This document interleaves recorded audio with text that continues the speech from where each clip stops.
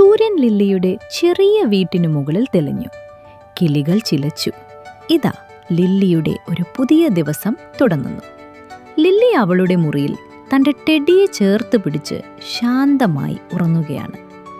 ലില്ലിയുടെ അമ്മ അവളുടെ മുറിയിൽ വന്നു ലില്ലിയെ മൃദുവായി വിളിച്ചു. Good morning lily. ലില്ലി കണ്ണുകൾ തുറന്നു. അമ്മയെ കണ്ടപ്പോൾ ലില്ലിക്കു സന്തോഷമായി. അമ്മ അവളെ ചേർത്ത് പിടിച്ചു. ചൂടുള്ള സ്നേഹമുള്ള ഒരു ചേർത്ത് പിടുത്തം.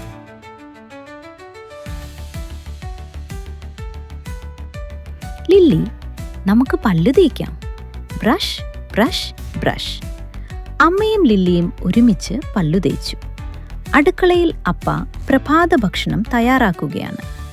ലില്ലി സ്കൂൾ ബാഗ് ഒരുക്കി യൂണിഫോം ധരിച്ചു. ലില്ലിയും അപ്പയും അമ്മയും ഒരുമിച്ചിരുന്നു ഭക്ഷണം കഴിച്ചു. ഒരുമിച്ചിരിക്കുന്നത് എല്ലാവർക്കും സന്തോഷമാണ്. പീ സ്കൂൾ ബസ് എത്തി. ലില്ലി ബസ്സിൽ കയറി അപ്പായ്ക്കും അമ്മയ്ക്കും ടാറ്റ കൊടുത്തു.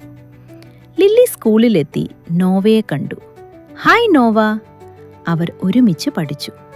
ടീച്ചർ പഠിപ്പിക്കുന്നത് അവർ ശ്രദ്ധിച്ചു കേട്ടു. പിന്നീട് അവർ പന്ത് കളിച്ചു. അവർ ഓടി ചാടി കളിച്ചു. അവർക്ക് വളരെയധികം സന്തോഷമായി. Ring ring. സ്കൂൾ ബെൽ മുഴങ്ങി. വീട്ടിൽ പോകാൻ സമയമായി. ലില്ലിയും നോവയും ബൈ പറഞ്ഞു. ലില്ലി തിരിച്ചു ബസ്സിൽ കയറി വീട്ടിൽ പോയി. വീട്ടിലെത്തിയ ഉടനെ ലില്ലി പാർക്കിൽ പോയി കൂട്ടുകാരോട് കൂടെ കളിച്ചു. കളിയെല്ലാം കഴിഞ്ഞു അവൾ കുളിച്ചു തയ്യാറായ ശേഷം ഹോംവർക്ക് ചെയ്തു. Ring ring. അതാ ലില്ലിയുടെ അപ്പ ജോലി കഴിഞ്ഞു തിരിച്ചെത്തി. ലില്ലി ഓടിച്ചെന്ന് അപ്പയെ കെട്ടിപ്പിടിച്ചു. രണ്ടുപേരും ഹൃദയം നിറഞ്ഞു ചിരിച്ചു.